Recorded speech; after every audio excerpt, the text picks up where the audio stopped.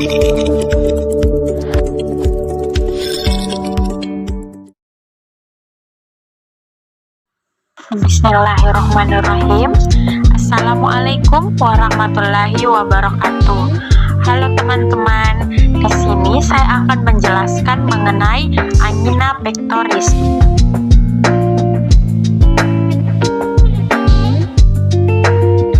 Definisi dari angina pectoris adalah sindrom klinis yang ditandai dengan ketidaknyamanan pada dada, rahang, bahu, punggung, atau lengan yang biasanya disebabkan karena berkurangnya aliran darah menuju jantung. Pada satu sisi, angina dapat muncul karena adanya olahraga berat, tetapi di sisi lain, angina juga dapat muncul secara tak terduga karena adanya aktivitas dari ruptur plak atau vasospasme koroner. Selanjutnya yaitu, saya akan menjelaskan mengenai patofisiologi dari angina pectoris. Angina pectoris biasanya terjadi ketika kurangnya suplai oksigen ke sel-sel miokardium yang terjadi karena adanya kekakuan arteri dan penyempitan lumen pada arteri koroner. Kondisi patologis yang mendasari ketidaksesuaian ini karena adanya aterosklerosis pada satu atau lebih arteri koroner. Pada titik ini, penurunan aliran darah tidak sebanding dengan ukuran plak, sehingga aliran darah yang terganggu dengan lesi aterosklerotik dapat dipengaruhi oleh disfungsi vasomotor yang menyebabkan vasokonstriksi yang tidak tepat dan pengurangan lebih lanjut dalam suplai darah.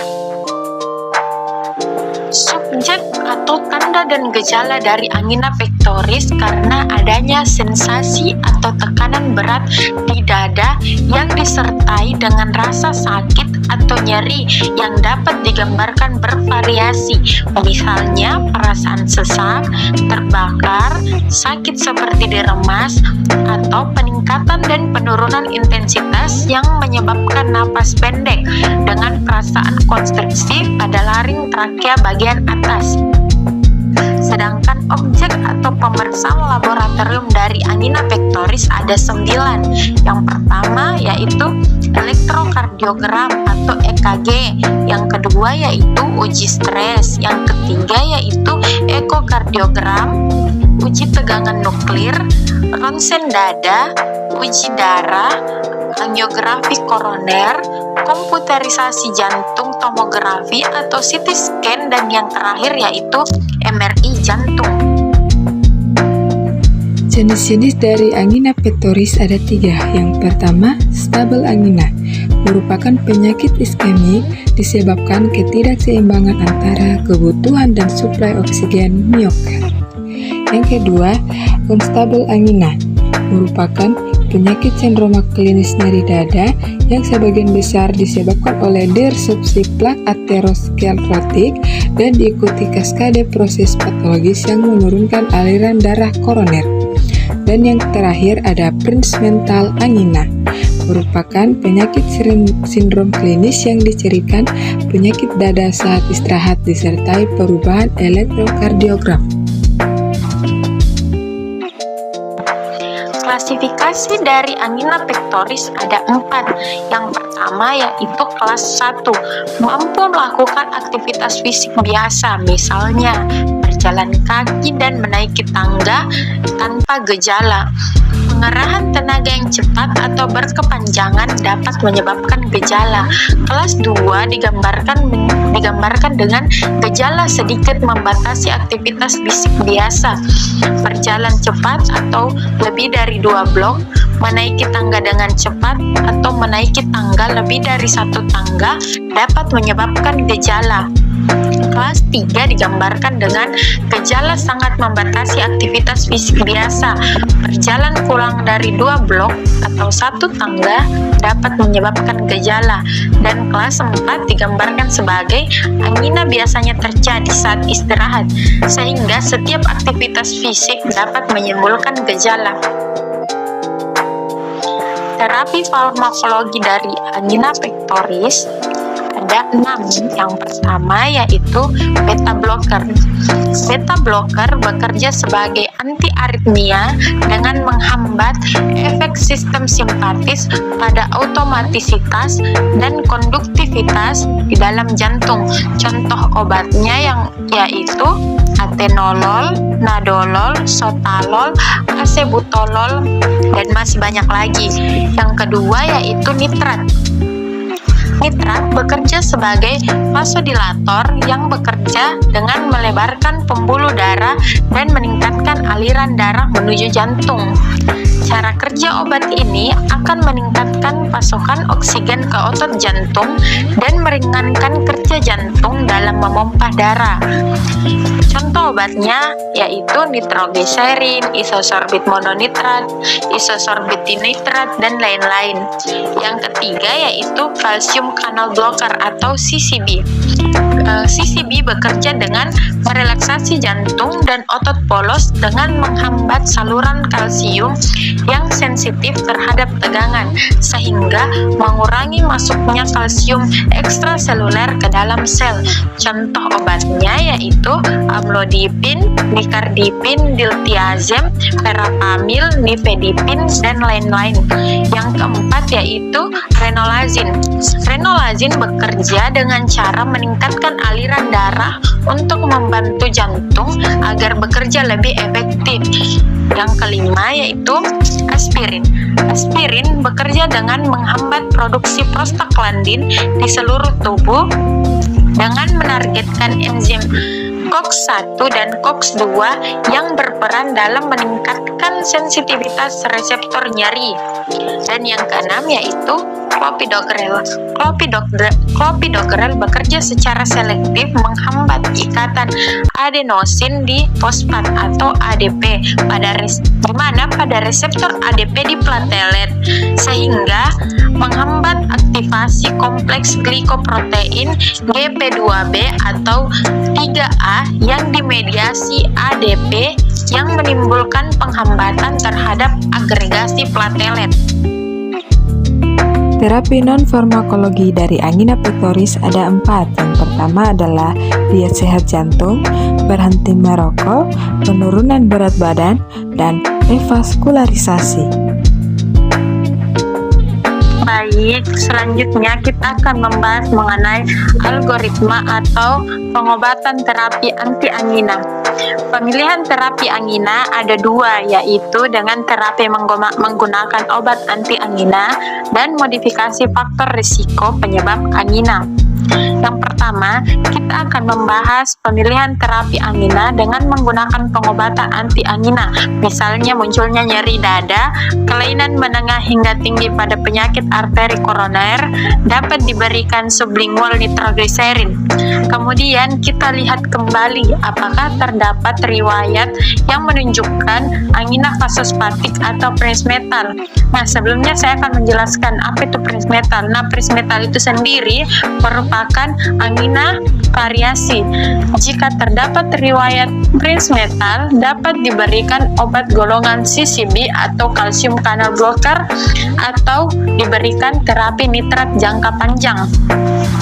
Namun, jika tidak terdapat riwayat presmetal, maka dilihat kembali apakah terdapat pengobatan atau kondisi yang dapat memperburuk angina seperti vasodilatasi, vasokonstriksi, anemia berat, hipertensi yang tidak terkontrol, takikardi, bradikardi, hipoksemia, dan hipertrofi.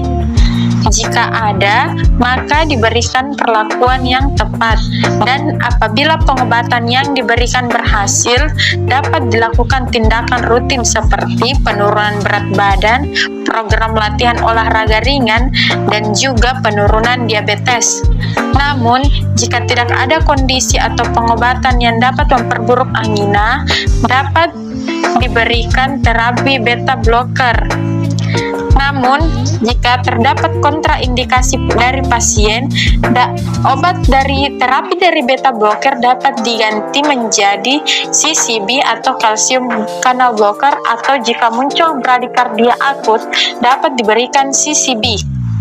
Jika pengobatan yang diberikan berhasil, dapat dilakukan tindakan rutin termasuk penurunan berat badan, program latihan olahraga ringan, dan penurunan kolesterol.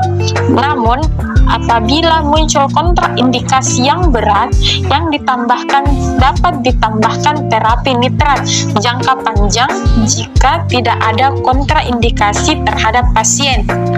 Apabila pengobatan maupun hasil yang ditunjukkan tidak menunjukkan hasil yang signifikan, maka diberikan terapi berdasarkan terapi revaskularisasi yang bertujuan untuk memperbaiki aliran darah arteri koroner yang tersumbat, penyakit dengan angina stabil, atau operasi pintas koroner.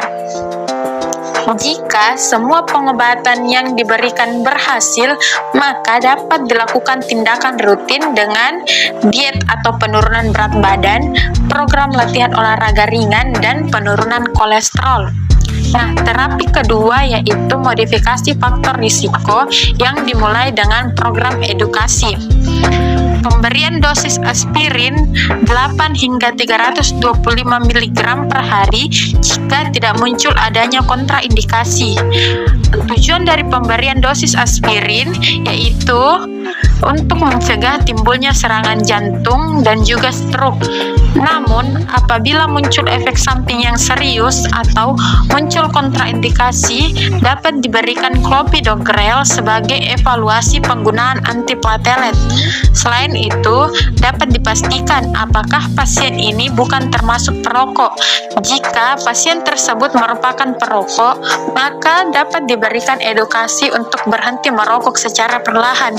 Namun jika pasien tersebut tidak merokok, pastikan kembali apakah pasien tersebut memiliki riwayat penyakit kolesterol tinggi. Jika iya, dapat diberikan lagi evaluasi berdasarkan NCEP atau National Cholesterol Education Program. Jika tidak memiliki riwayat kolesterol tinggi, maka pastikan kembali apakah pasien tersebut memiliki riwayat tekanan darah tinggi. Jika iya, maka dapat diberikan evaluasi berdasarkan GNC7 atau Joint National Committee on Prevention, Detection, Evaluation, and Treatment of High Blood Pressure. Selain itu, dapat diberikan tindakan rutin termasuk diet atau penurunan berat badan, program latihan olahraga ringan, dan penurunan kolesterol. Interaksi obat angina pectoris ada 3. Yang pertama yaitu beta blocker dengan interaksi pada farmakodinamik dengan penggunaan bersamaan pada beta blocker dan CCB atau calcium channel blocker.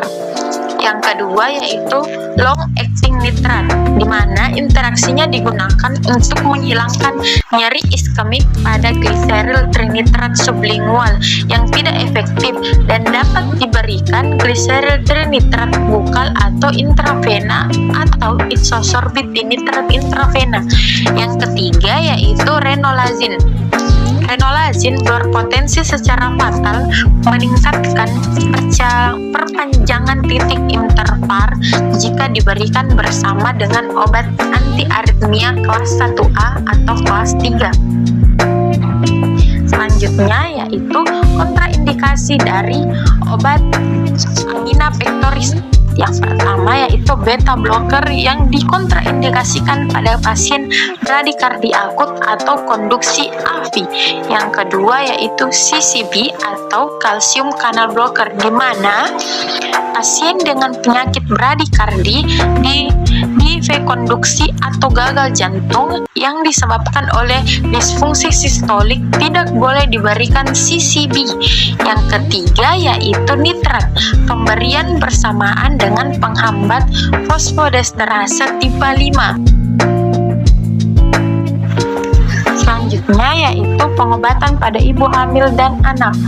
Obat angina pectoris yang aman untuk dikonsumsi pada ibu hamil dan anak yaitu ada nitrogliserin, isosorbit dinitrat, nifedipin, veramil, nitrocafretar, dan bisoprolol. Selanjutnya, apabila ada tanggapan dari kelompok lain, silahkan.